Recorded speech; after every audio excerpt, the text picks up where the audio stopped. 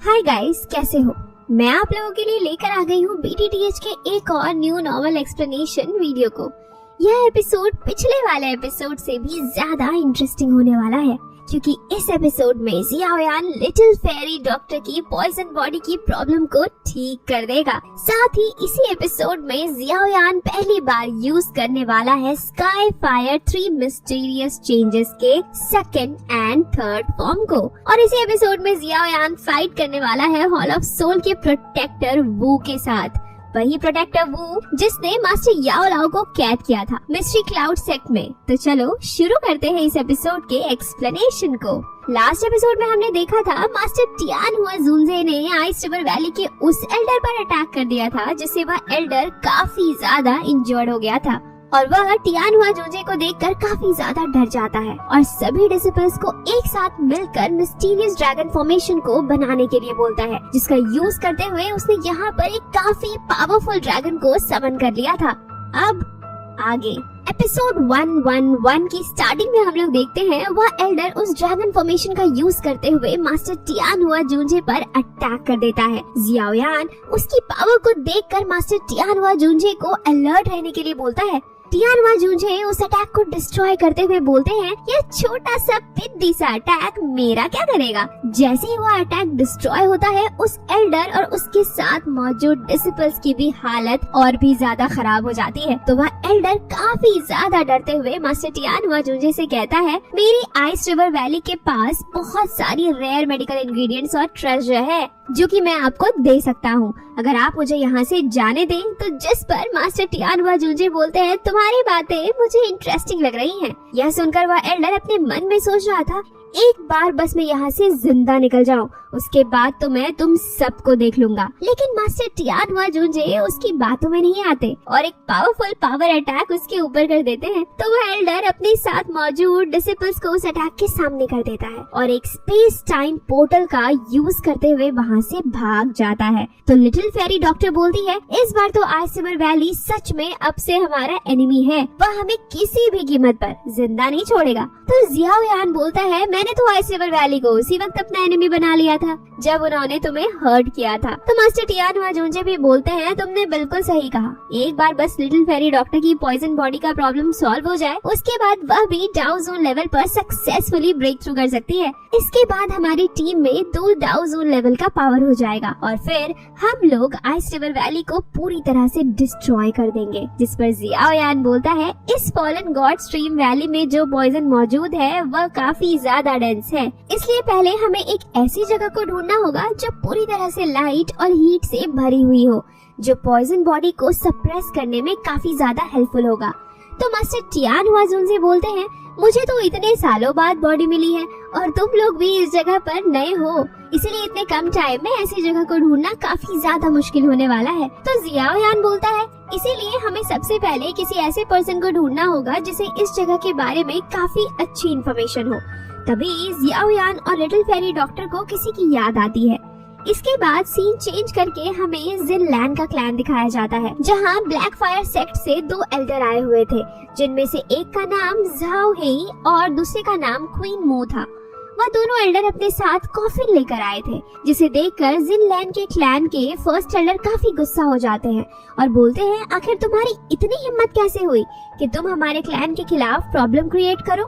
तो Elder queen मू बोलता है, फर्स्ट एल्डर आप हमें गलत समझ रहे हैं, हम आपके क्लैन के खिलाफ कोई भी प्रॉब्लम क्रिएट नहीं कर रहे हैं, बल्कि हम तो आपको यह गिफ्ट देने आए हैं जो कि कुछ और नहीं वही कॉफिन था। जिसे देख एल्डर बोलते हैं, क्वीन मू तुम अपनी हदें पार कर रहे हो। तो वह एल्डर बोलता है, तुम्हारा क्लैन अब पहले जितना पावरफुल नहीं रहा, बहुत ही जल्द तुम्हारे क्लैन को पिल रीजन के 5 ग्रेट क्लैन में भी कंसिडर नहीं किया जाएगा। उनकी बातें सुनकर जिनलैन सोचती है, अगर टीचर जियाओयान यहाँ पर होते तो इन्हें इनकी औकात दिखा देते। और तभी वह दूसरा एल्डर झाओ हेई बोलता है, ब्लैक फायर सेक्ट के चीफ के ऑर्डर के हिसाब से तुम्हारे क्लैन के पास बस 3 दिन का टाइम है, तुम्हें इस टाइम के अंदर सरेंडर करना होगा और सन फायर एंशिएंट ऑल्टर को ब्लैक फायर सेक्ट को देना होगा। जिसे सुनकर कोई भी डिसिपल इसके लिए राजी नहीं होता है और वह सभी बोलते हैं, सन फायर एंशिएंट ऑल्टर हमारे क्लैन का सीक्रेट फॉरबिडन ग्राउंड है, जिसे हर जनरेशन में 100 साल में ट्रांसफर किया जाता है, जिसे हम तुम्हें कभी नहीं देंगे। फर्स्ट एल्डर भी बोलते हैं भले ही हमारा क्लैन पहले की कंपैरिजन में उतना ज्यादा पावरफुल नहीं है, लेकिन फिर भी हम उसे तुम्हें कभी नहीं देंगे। हमारे क्लैन का हर एक डिसिपल अपनी आखिरी सांस तक उसे प्रोटेक्ट करेगा। जिस पर वह एल्डर किनमू बोलता है लगता है अब इस कॉफिन को यूज करने का टाइम आ गया, और वह जिनलैन पर अटैक कर देता है। अचानक से हुए इस अटैक के कारण जिनलैन को संभलने का भी मौका नहीं मिलता, लेकिन उससे पहले वह अटैक जिनलैन को हिट करता, वहाँ पर एक स्वॉर्ड आकर एल्डर किनमू के अटैक को बड़ी आसानी से रोक लेता है। उस स्वॉर्ड को देखकर जिनलैन काफी ज्यादा खुश हो चुकी थी और बोलती है टीचर आप वापस आ गए। फिर हमें जियाओ यान को दिखाया जाता है जो बोल रहा था तुम्हारे पास बस 1 मिनट का टाइम बचा है, अपने इस कॉफिन को उठाओ और यहाँ से चलते बनो, नहीं तो तैयार हो जाओ अपने इस कॉफिन को खुद ही यूज करने के लिए। जिस पर वह सेकंड एल्डर बोलता है क्या मजाक है, अब एक दाओ जोंग के 2 स्टार का पर्सन ब्लैक फायर सेक्ट के खिलाफ जाएगा। फिर वह गुस्से में चिल्लाते हुए बोलता है क्या तुम्हें तुम्हारी जगह नहीं पता? तो जियाओ यान बोलता है अब बस तुम्हारे पास 40 सेकंड ही बचे हैं। तो वह एल्डर जियाओ यान पर अटैक करते हुए बोलता है 40 सेकंड काफी है तुम्हें किल करने के लिए। तो जियाओ यान अपने हेवनली फ्लेम को रिलीज करता है, जिसे देखकर वह एल्डर बोलता है आखिर तुम्हारे पास इतनी अच्छी चीज कैसे हो सकती है, पर कोई बात नहीं, आज मैं तुम्हें मारने के बाद तुम्हारी इस हेवनली फ्लेम के साथ साथ सन फ्लेम एंशिएंट ऑर्डर को भी ले लूंगा। तभी जियाओ यान बोलता है तुम्हारा टाइम खत्म हुआ, और मास्टर टियानुआ जूंजे उन दोनों एल्डर्स पर अटैक कर देते हैं, जिसे देखकर जिनलैन के क्लैन के फर्स्ट और सेकंड एल्डर काफी ज्यादा हैरान हो चुके थे और बोलते हैं जियाओ यान के पास एक दाओ जून लेवल का भी सपोर्टर है। दूसरी तरफ मास्टर टियानुआ जूंजे उन दोनों को मार मार के उनकी हालत खराब कर देते हैं, जिस पर वह दोनों एल्डर्स माफी मांगते हुए बोलते हैं सीनियर प्लीज हमें माफ कर दे, हम लोग फिर कभी इस क्लैन की तरफ आंख उठाकर भी नहीं देखेंगे। तो जियाओ यान बोलता है जल्दी से यहाँ से निकलो। दोनों एल्डर्स जैसे ही इस बात को सुनते हैं तुरंत वहाँ से गायब हो जाते हैं, जिसे देख जिनलैन के क्लैन के एल्डर्स बोल रहे थे हमने तो इसे पिछली बार काफी ज्यादा ऑफेंड कर दिया था, अगर हमने जियाओ यान को अपना फ्रेंड बना लिया होता तो यह हमारे क्लैन के लिए काफी ज्यादा अच्छा होने वाला था। फिर हम लोग जिनलैन को देखते हैं जो यह देखकर काफी ज्यादा खुश हो चुकी थी कि अभी के लिए उसका क्लैन पूरी तरह से सुरक्षित है। फिर वह बोलती है आप सच में कमाल के हो।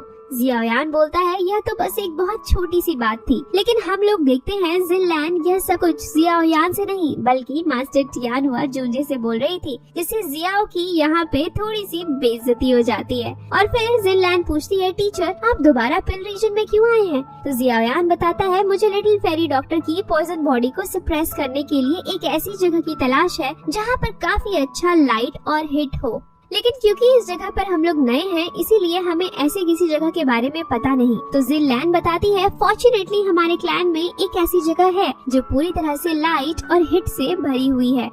फिर वहाँ जियाओ यान और लिटिल फेरी डॉक्टर को उस जगह की ओर ले जाते हुए बताती है हालांकि हमारे क्लैन की इस जगह पर किसी भी आउटसाइडर को आने नहीं दिया जाता, लेकिन क्योंकि आपने हमारे क्लैन को बचाया है इसीलिए आप यहाँ पर बिल्कुल आ सकते हैं। जियाओ यान भी उस जगह को देखकर काफी शॉक हो चुका था और बोलता है यह जगह सच में किसी ट्रेजर से कम नहीं, मुझे लिटिल फेरी डॉक्टर के पॉइजन बॉडी को सप्रेस करने के लिए किसी ऐसी ही जगह की तलाश थी। उसके बाद सीन कट करके हमें आइस रिवर वैली के मेन हॉल को दिखाया जाता है, जहाँ आइस रिवर वैली का चीफ बोल रहा था तुम लोग इस मिशन पर 52 लोग गए थे लेकिन अभी तुम अकेले ही जिंदा बचे हो। तो वह एल्डर बताता है ऐसा इसलिए हुआ क्योंकि हमें गलत इन्फॉर्मेशन मिली थी। उस पॉइजन लेडी को उस लड़के जियाओ यान जिसके पास हेवनली फ्लेम है उसके अलावा भी एक दाओ जून लेवल का भी वॉरियर उसे प्रोटेक्ट कर रहा है। तो आइस रिवर वैली का एल्डर पूछता है वह दाओ जून के कितने स्टार पर है? तो वह एल्डर बताता है क्योंकि मैं उसके हाथों से बचकर निकल गया तो मेरे हिसाब से वह दाओ जून के 1 या 2 स्टार पर होगा। जिस पर वहाँ पर मौजूद एक और एल्डर बोलता है इसमें बिल्कुल भी कोई शक की बात नहीं कि तुम उस पॉइजन लेडी को पकड़ नहीं पाए। जिस पर आइस रिवर वैली का चीफ बोलता है अगर वह सिर्फ दाओ जून के 1 या 2 स्टार पर है तो वह मेरे लिए कोई भी प्रॉब्लम क्रिएट करने वाला नहीं है। और फिर वह उस एल्डर से पूछता है क्या तुम्हें पता है इसके बाद वह सभी लोग कहाँ गए? तो वह एल्डर बोलता है मुझे इसके बारे में कुछ नहीं पता। तभी वहाँ पर एंट्री होती है हॉल ऑफ सोल के प्रोटेक्टर वू की, वही प्रोटेक्टर वू जिसने मास्टर याओ लाओ को मिस्ट्री क्लाउड सेक्ट में कैद किया था। जिसे देख आइस रिवर वैली का चीफ बोलता है आखिर आज हॉल ऑफ सोल को ऐसी क्या जरूरत आन पड़ी कि उन्हें आइस रिवर वैली आना पड़ा? तो वह प्रोटेक्टर वो बोलता है मैं जानता हूँ तुम किसके बारे में जानना चाहते हो, अगर तुम हमारे साथ कोऑपरेट करने के लिए तैयार हो तो हम तुम्हें उसकी इंफॉर्मेशन दे सकते हैं। जिस पर आइस रिवर वैली का चीफ पूछता है आखिर इससे हॉल ऑफ सोल को क्या मिलने वाला है।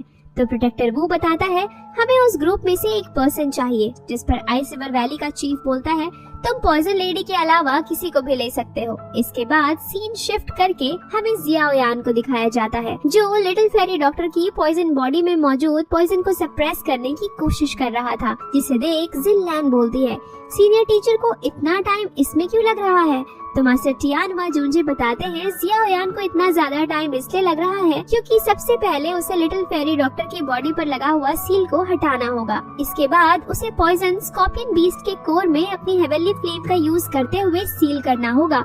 इसके बाद बोधिस्व ट्रांसफॉर्मेशन सलाइवा का यूज करते हुए लिटिल फेरी डॉक्टर के पॉइजन को कंडेंस करके एक मेडिकल पिल को रिफाइन करना होगा, जिसे कंज्यूम करने के बाद लिटिल फेरी डॉक्टर डाउ ज़ून लेवल पर सक्सेसफुली ब्रेक थ्रू कर सकती है। यह पूरा प्रोसेस काफी ज्यादा कॉम्प्लिकेटेड है, इसीलिए बस अब इंतजार करो कि जियाओ यान कब इस प्रोसेस को पूरा करता है। फिर हम लोग जियाओ यान को देखते हैं जो कि बिल्कुल उसी तरीके से सारे प्रोसेस को कर रहा था जैसे कि मास्टर टियान जूंजे ने बताया था, जिसमें उसे काफी समय लग रहा था, लेकिन आखिर में वह सक्सेसफुली लिटिल फेरी डॉक्टर के पॉइजन बॉडी की प्रॉब्लम को सॉल्व कर देता है और बोधिस्व सलाइवा का यूज करते हुए उस पिल को बना देता है और बोलता है एक बार लिटिल फेरी डॉक्टर इस पिल को कंज्यूम कर ले, उसके बाद वह सक्सेसफुली डाउ ज़ून पर ब्रेक थ्रू कर सकती है और फिर उसका अपनी बॉडी पर पूरा कंट्रोल होगा। फिर थोड़ी देर बाद हम लोग जियाओ यान को देखते हैं जो वह कल्टीवेशन की पोज में बैठा हुआ था और तभी उसे सन फ्लेम एशिएंट ऑर्डर का याद आ जाता है और बोलता है आखिर अचानक से सन फ्लेम यहाँ से डिसअपियर क्यों हो गई। इसके ग्राउंड में तो काफी ज्यादा एनर्जी है जिसे मैं फील कर सकता हूँ। फिलहाल के लिए मैं फ्री हूँ, इसीलिए मुझे इसे एक बार चेक करना चाहिए। और फिर वह अपनी स्पिरिचुअल बॉडी का यूज करते हुए अंडरग्राउंड जाने लगता है। जैसे जैसे जियाओ यान नीचे की ओर जा रहा था, एनर्जी का प्रेशर काफी ज्यादा बढ़ रहा था और फायर पॉइजन भी धीरे धीरे काफी डेंस होता जा रहा था। जियाओ यान उस एनर्जी को देखकर बोलता है यहाँ पर एनर्जी इतनी ज्यादा है कि यह मेरी स्पिरिचुअल बॉडी को भी डिस्ट्रॉय कर रहा है। और जब वह थोड़ा और नीचे जाता है तो उसे दिखाई देता है बहुत ज्यादा एनर्जी, इसे देखकर जियाओ यान पूरी तरह से शॉक हो चुका था और बोलता है यह तो प्योर एनर्जी है जो सच में बहुत ज्यादा है। यह कंडेंस होकर एनर्जी क्लस्टर में ट्रांसफॉर्म हो गया है, इसी वजह से एनर्जी बाहर की तरफ नहीं जा रही है। तो जियाओ यान बोलता है मैं अपने हेवनली फ्लेम को अपनी स्पिरिचुअल बॉडी को प्रोटेक्ट करने के लिए यूज कर रहा हूँ, लेकिन फिर भी मैं इसके साथ में यहाँ पर ज्यादा देर तक नहीं टिक सकता। और तभी जियाओ यान को किसी चीज की याद आती है। के बाद सीन कट करके हमें जिन लैन के क्लैन के बाहर का सीन दिखाया जाता है जहाँ अचानक से काफी ज्यादा बर्फ पड़ने लगी थी। वहाँ मौजूद डिसिपल्स बोल रहे थे ये तो ठंड का मौसम नहीं है, फिर अचानक से यहाँ इतनी ठंड क्यों हो रही है। पर तभी वहाँ पर उन्हें आइस रिवर वैली के लोग दिखाई देते हैं। तो एक डिसिपल जाकर फर्स्ट एल्डर को बताता है कि आइस रिवर वैली ने चारों तरफ से हमारे क्लैन को घेर लिया है, जिस पर जिन लैन बोलती है यह लोग जरूर टीचर जियाओ यान और लिटिल फेरी डॉक्टर के लिए आए होंगे, लेकिन आखिर उन्होंने इतनी जल्दी टीचर जियाओ यान और लिटिल फेरी डॉक्टर को कैसे ढूंढ लिया। फिर हमें क्लैन के बाहर का सीन दिखाया जाता है जहाँ आइस रिवर वैली एल्डर जिसका नाम टियान शुआंग जी था, जो कि अभी के लिए डाउ ज़ून के 1 स्टार पर था, वह बोलता है तुम्हारे क्लैन के लिए अच्छा यही होगा कि तुम जियाओ यान और पॉइजन लेडी को हमारे हवाले कर दो, नहीं तो आज तुम्हारा यह क्लैन पूरी तरह से डिस्ट्रॉय हो जाएगा। यह सुनकर वहाँ पर मौजूद डिसिपल्स भी डर जाते हैं।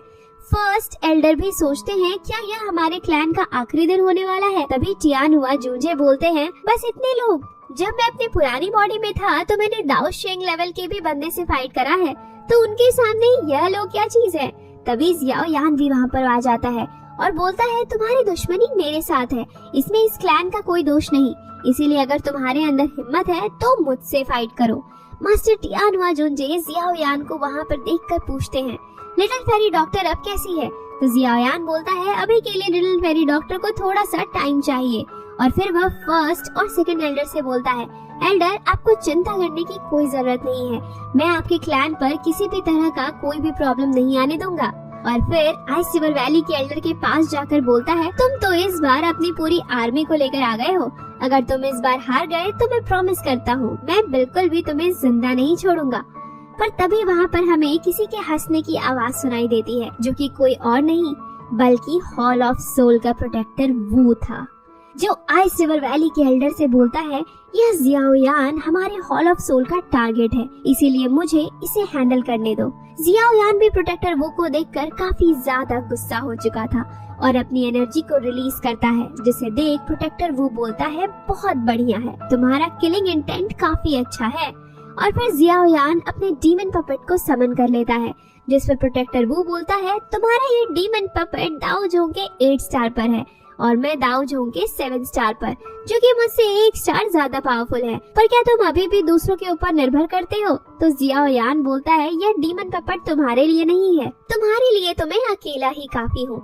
आज मैं तुमसे इस हर एक चीज का बदला लूंगा जो तुमने मेरी टीचर याओ लाओ के साथ किया। जिस पर प्रोटेक्टर वू बोलता है, तुम अभी के लिए दाओ जोंग के 2 स्टार पर हो और तुम्हारे अंदर इतनी हिम्मत कि तुम मुझसे फाइट करोगे। जियाओयान बोलता है, तो फिर आओ, चलो देखते हैं किसमें है कितना दम। दूसरी तरफ आइस रिवर वैली का एल्डर डीमन पपेट से फाइट करने लगता है और मास्टर टियान हुआ जूनजे आइस रिवर वैली के एल्डर टियान शुआंग जी के साथ फाइट करने लगते हैं। फिर हम लोग प्रोटेक्टर वू को देखते हैं, जो कि बोल रहा था, क्या यही है तुम्हारी एबिलिटी जो तुमने इस सेंट्रल प्लेन में सीखा है? तो जियाओयान बोलता है, अभी तक तुमने मेरी एबिलिटी को देखा ही कहाँ है। इसके बाद वह परफॉर्म करता है स्काई फायर 3 मिस्टीरियस चेंज का फर्स्ट फॉर्म, जिसे देखकर वो प्रोटेक्टर बोलता है, क्या बात है, तुम्हारे पास तो बर्निंग फ्लेम वैली का सीक्रेट टेक्निक भी है। जिसे देखकर आइस रिवर वैली का एल्डर बोलता है, यह तो बर्निंग फ्लेम वाले का टॉप सीक्रेट टेक्निक है, आखिर बर्निंग फ्लेम वैली ने इसे यह टेक्निक क्यों दिया? और फिर वो प्रोटेक्टर वू से बोलता है, तुम जल्दी से उसे पकड़ लो, अगर इसने इसके सेकंड और थर्ड फॉर्म को एक्टिवेट कर लिया, इसके बाद तुम उसका सामना नहीं कर सकते। जिससे प्रोटेक्टर वो बोलता है, इस टेक्निक के थर्ड फॉर्म को बर्निंग फ्लेम वैली का चीफ भी इतनी आसानी से यूज नहीं कर सकता, तो वह कैसे उसे एक्टिवेट कर सकता है? तभी जियाओयान यूज करता है स्काई फायर 3 मिस्टीरियस चेंजेस का सेकंड फॉर्म, जिसे देखकर प्रोटेक्टर वू का एक्सप्रेशन अब बदलने लगता है। और जैसे ही जियाओयान यूज करता है स्काई फायर 3 मिस्टीरियस चेंजेस का थर्ड फॉर्म, प्रोटेक्टर वू पूरी तरह से शॉक हो चुका था और बोलता है, आज तो मेरी लगने वाली है। और इसी के साथ यह एपिसोड यहीं पर एंड हो जाता है। Like for next video, comment में बताओ गाइस आपको एपिसोड कैसा लगा। तब तक के लिए बाय बाय।